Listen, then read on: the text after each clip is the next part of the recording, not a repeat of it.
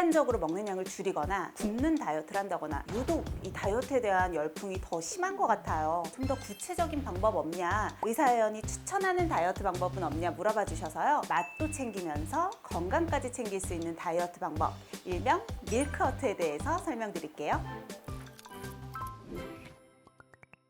제가 제일 추천드리는 우유 다이어트 밀크워트의 방법은 식간의 우유를 드셔서 식사량 자체를 좀 조절하는 방법이에요. 사실 어렸을 때부터 키 크려면 우유 잘 먹어라, 뼈 튼튼해지려면 우유 잘 먹어라 하면서 우유에 대해서는 많이들 강조를 했는데요. 실제로 우유 하면 완전 식품의 대명사라고도 볼 수가 있겠죠. 그만큼 영양 성분이 풍부하고 아주 좋기 때문이다 라고 보시면 될 것 같아요. 일단 3대 에너지원이라고 볼 수 있는 탄수화물, 단백질, 지방이 모두 풍부하게 들어가 있고요. 칼슘도 풍부하죠.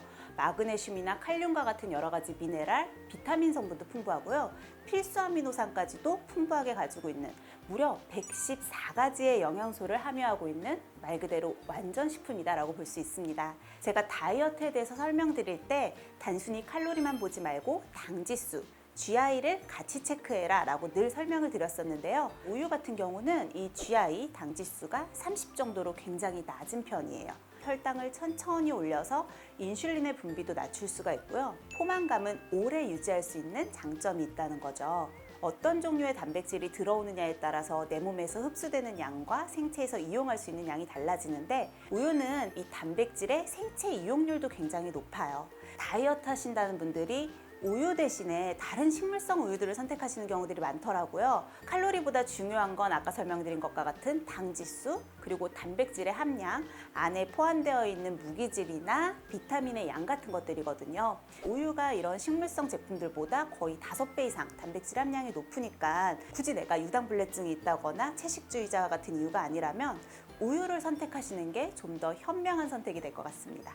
사실 이 부분에 대해서는 논란이 좀 있기는 해요. 그래서 우유를 무지방 우유를 대체해서 드시는 분들도 계신데 지방이라는 게 무조건 나쁜 건 아니에요. 뇌를 구성하기도 하고 세포막을 구성하는 성분으로 쓰이기도 하고 또 호르몬의 재료로 쓰이기도 하거든요. 그래서 적당량의 필요한 지방은 들어와야지 내 몸에 있는 모든 대사들이 원활하게 이루어질 수가 있는데요. 몇백 리터의 우유를 먹는 게 아닌 이상은 내 몸에 필요한 정도로 적당한 정도의 지방을 흡수할 수 있거든요. 그래서 평소에 먹는 지방의 함량이 아주 높으신 분들이 아니라고 하면 저는 일반적인 우유에 들어가 있는 지방 정도는 도움이 된다라고 보고 있고요. 실제로도 많은 연구들에서 적당한 양의, 그러니까 하루에 한 번 이상의 우유나 유제품을 먹은 사람들이 오히려 체중 감량에 더 유리하다라는 결과들도 많이 발표가 됐습니다. 다이어트를 한다라고 하면 많은 분들이 극단적으로 먹는 양을 줄이거나 아니면 아예 그냥 굶는 다이어트를 한다거나 이런 식으로 하시는 경우가 많아요. 그게 좀 더 빨리 살이 빠지긴 하니까요.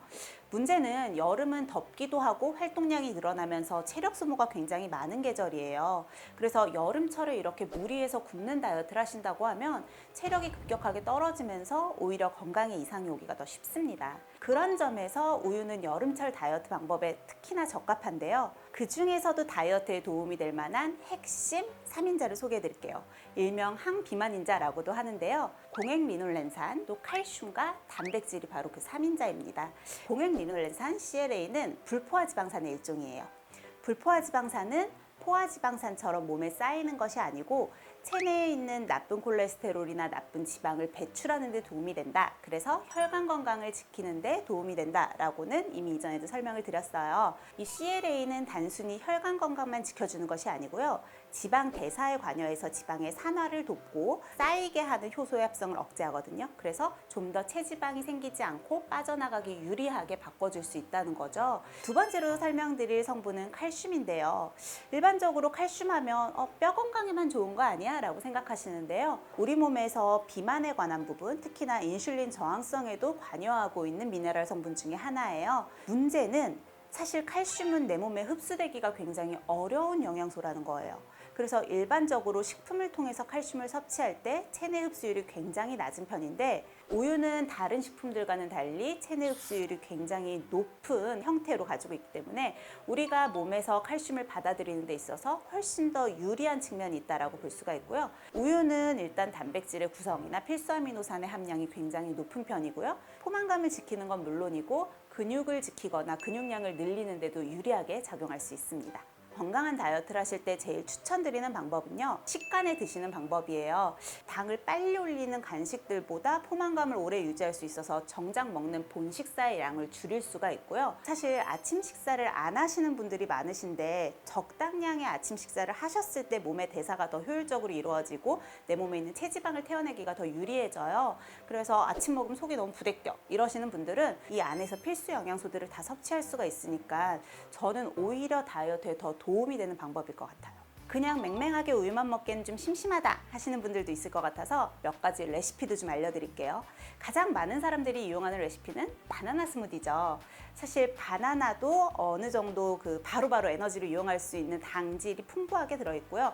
우유에 있는 여러 가지 단백질이나 다른 성분들과 만나게 됐을 때 영양학적인 궁합이 좋아요. 그래서 바나나 스무디 같은 경우는 운동 전에 한 잔 마시고 운동하시면 몸이 딱 에너지를 쓰기 좋은 상태로 되거든요. 그리고 요즘과 같은 여름철에는 사실 수박이 제철이잖아요. 수박과 우유도 궁합이 아주 좋거든요. 특히 수박 같은 경우는 수분이 많고 칼로리가 낮아서요.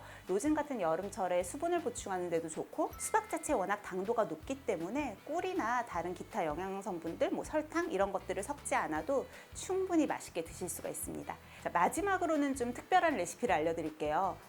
마늘과 우유도 궁합이 좋다는 것 알고 계셨어요? 마늘을 좀 익혀서 사용을 하신다든지 꿀에 절여서 사용을 하시면 마늘의 알싸한 매운 향을 좀 줄일 수가 있어요. 그 상태에서 우유랑 갈아서 드시면 비타민 B군의 궁합도 굉장히 좋고요. 피로 회복에도 아주 도움이 되거든요. 그래서 좀 색다른 별미를 원하시는 분들은 꿀마늘과 우유의 조합도 좋을 것 같아요. 나는 우유만 먹으면 속이 부글부글거리고 설사해 하시는 분들도 있으시죠. 유당불내증 때문에 그런데요. 우유에 들어가 있는 당 성분이 체내에서 잘 소화가 되고 배출이 되기 위해서는 유당을 분해하는 효소가 필요해요.